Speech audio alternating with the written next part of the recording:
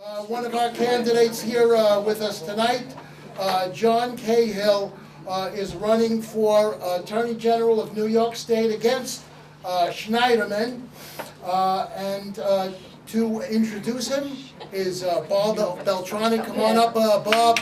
Bob is the chairman of the Queens County Republican Party.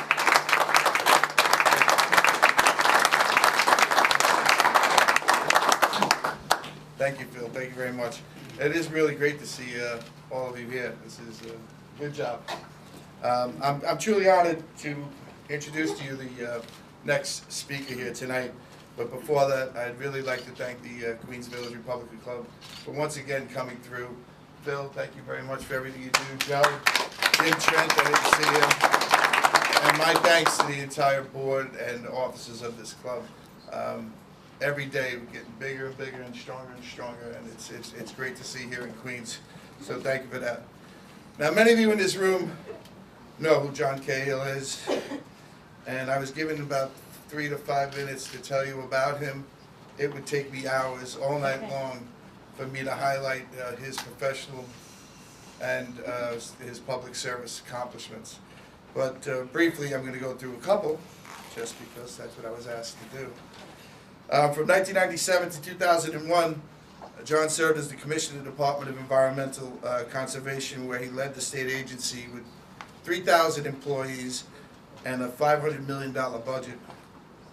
His responsibilities included enhancing and protecting the state's vast natural resources and the successful implementation of the 1996 $1.75 billion Clean Water Air Act, a landmark piece of legislation of the time. John also led the state's efforts to preserve over 1 million acres of open space. Prior to this, John was the General Counsel to the Department of Environmental Conservation and previously was a partner in the law firm of Plunkett and Jaffe. From 2002 through 2006, John served as Chief of Staff to Governor Pataki. In this role, he was responsible for running all of the aspects of the state government and was the highest ranking appointed official in the state of New York. And then in May of 2005, John was also given the primary responsibility for the coordination of rebuilding efforts in Lower Manhattan, and this had to do after the September 11, 2001 attacks in downtown. He became the point man for the governor in all the negotiations with the White House, Congress, and all federal agencies. Presently, John has been, since 2007, a principal in Pataki Cahill Group. During the same period of time, since 2000 to present, he was also a partner in Chapman Park and also a board member of the National September 11th Memorial and Museum. Again, I could go on and on about his accomplishments and things that he's done for this state. And the entire team that our state has put together, the party along with Bob and his personal choices, one of the underlying themes is corruption throughout the state of New York and their commitment to cleaning that up. And I think Mr. Cahill has the credentials to do that.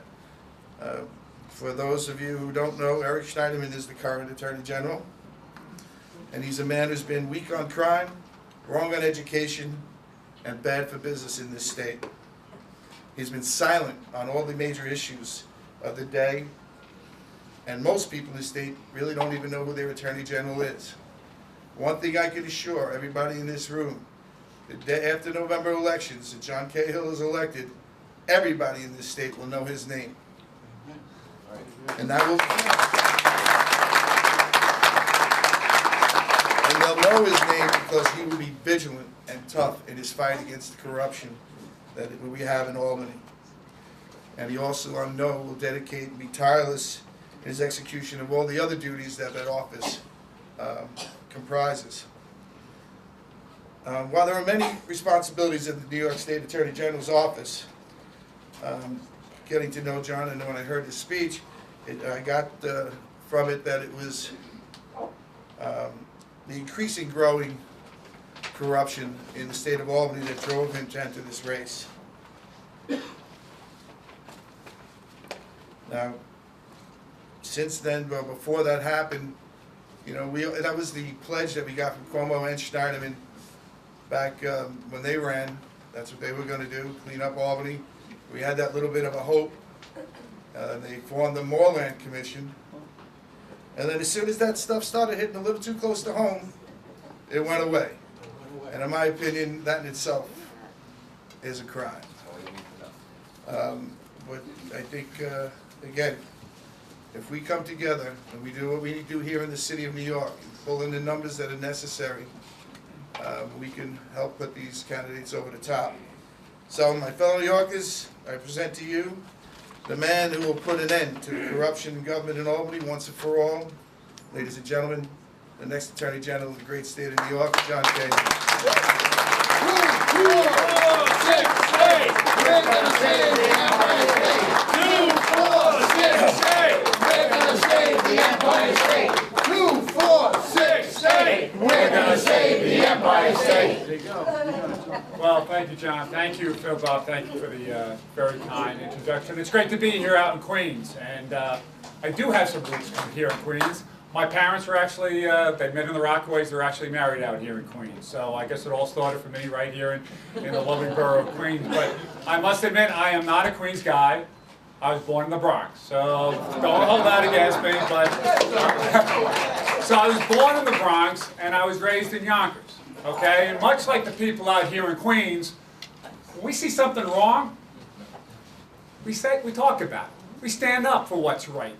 That's the way we're all brought up. Certainly that's the way I was brought up in my household. And hearing you all tonight, I think that's the way you were all brought up. Standing up and speaking out. But you know, that's been missing in the Attorney General's office. We have silent Eric Schneider. Silent on such crucial issues of our state. Let's just go through a few of them. This past winter, Mayor de Blasio wanted to close charter schools, challenging and affecting the constitutional right, the civil rights of our children to get a quality education. Where was the Attorney General, Eric Schneider? Silent. Silent Eric Schneider. Corruption in Albany? Oh, where was he when there was a secret deal by Shelley Silver and Vito Lopez to try to silence women who were sexually harassed in the workplace? Where was our Attorney General going along? Silent Eric Schneider. Silent. What about corruption in Albany? What about when there was all this political interference going on with the Moorland Commission that affected his deputies? It wasn't the Moorland Commission, it was the Schneiderman Commission. He was in charge. They were his deputies. So when his deputies get phone calls from God knows where, where's the Attorney General? Silent. How about when Governor Cuomo stands up and ends the Moorland Commission? He essentially fired the deputy assistant attorneys, the people who had a responsibility every week to report to the boss. Not Chris Moss, the boss. He wouldn't have put up with it. But the boss, Eric Schneiderman, where was he? Silent. And where has he been since the end of the Moorland Commission? Has anybody heard from Eric Schneiderman? No. You're sure? We haven't heard from Eric Schneiderman on the Moorland Commission, right? No. Silent Eric Schneiderman. Oh, what about the latest? What about the attack on the people that protect our streets every day? Yes. The chief law enforcement officer of the state, right? That's his title. That's his responsibility. But when people want to broad brush the entire NYPD, the people that risk their lives every day, and you all here, much like I did, how many funerals have we gone for the people that risk their lives every day? And where was Eric Schneiderman? Where has he been? You know what? I tell you, he ain't from the Bronx and he ain't from Queens. Because people from Queens and the Bronx that understand responsibility of your job, that understand the need to go to work every day and deliver for the people that you serve, they would never stand by and be silent. They would stand up and fight for your rights, fight for embedded government, fight for integrity. That's what we need in the Attorney General's office. You know, people ask the same question to me and to Chris Moss. It's just, I'm telling you, what a wonderful guy. And, you know, we have a great ticket. Rob Astorino's a good friend. He's been a great county executive. Bob Antonacci, who's here, Don Clary's here from today, is a star. I am really proud to be running for these people because they share the same values as you and I do, and that's standing up for what the right thing is to do. And then you wouldn't have to ask any of these people that are on this ticket to stay silent on issues critical to New York. You know, when people say, well, you're a Republican, you can't win. Well, you know what? This race is not about being Republican, Democrat. This race is about being New Yorkers. We're New Yorkers first and above all. We're Americans. We want this state to be a place where we can be proud of, where we know we can raise our children, keep our communities together, and that is under siege right now because no one has confidence in our state government. It is corrupt. How many arrests have we had coming out of Albany in the last 7, 8 years? I think the number's like 30. It's remarkable. All right? And the only thing that's going to change if we change the people that are up there and that are not standing up for the interests of the people that they serve. So, as Chris said, we're going out there every day. We're taking this message to the people are going to vote. And you know what? It's all going to come down to people like you. People who really care about the party, about your city, about your state, and about your country. That's what we have going for us this November. We really do. I see this same sort of crowd that tomorrow I'm going to be in Buffalo. Frankly, a lot like the people from Queens. They go to work every day, you know, want to put a meal on the table, want to send their kids to good schools. That's what they want. And they want a government that's accountable. They want a government with integrity. They don't want to be embarrassed by the political leaders in Albany as they have been. So with your help, we're going to shake the world this November. I'm not doing this, listen, as somebody, I've had a great career in public service. I have been extraordinarily blessed. The guy growing up in Yonkers, serving as the Chief of Staff to the Governor of the state of New York. It's been a remarkable career. But I see the state going in a really bad direction. And I've been blessed to have some experience in my life that I think we can change New York for the better. But that only happens if each one of you go home tonight, get pumped up about this race, call 10 friends, to call 10 friends, to call 10 friends. That's how we're going to win. So we're relying on you. I can tell you that the ticket is going to work their butts off. And I got to say this too about Grant Lally and Maureen. All right, 2 good friends, great candidates. We got great people running. I'm really proud to be working and running with the people that are up here tonight. And it's the people like this that is going to change the culture, whether it's Washington or in Albany. So let's stay excited. I love the excitement in this room tonight. Bill, you've done a great job. Let's keep it up. 70 more days. We're going to change the state of New York.